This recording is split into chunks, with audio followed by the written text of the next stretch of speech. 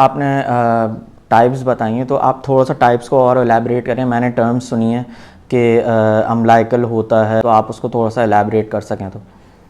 Yes, जैसे कि मैंने आपको बताया कि किसी भी कैविटी की दीवार अगर कमज़ोर हो जाए और उस कमज़ोर दीवार में से उसके आज़ा वो बाहर प्रोट्रूड आउट करें तो उसे हम हर्निया कहते हैं।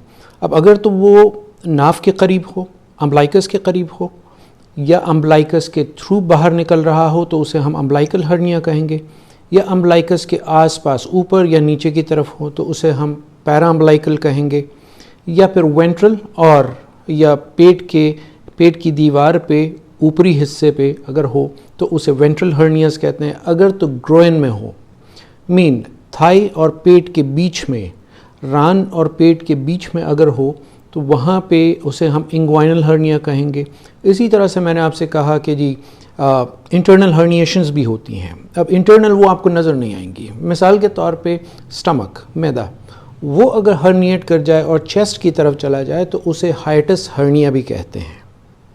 तो इसी तरह से डिफरेंट टाइप्स, इंटरनल हर्निएशन और भी फेमोरल हर्निया भी होते हैं, इंग्वाइनल हर्निया के बारे में हमने बात कर ली, और भी बहुत सारे टाइप्स होते हैं। इसके अलावा इंसिजनल हर्निया एक टाइप है इसका।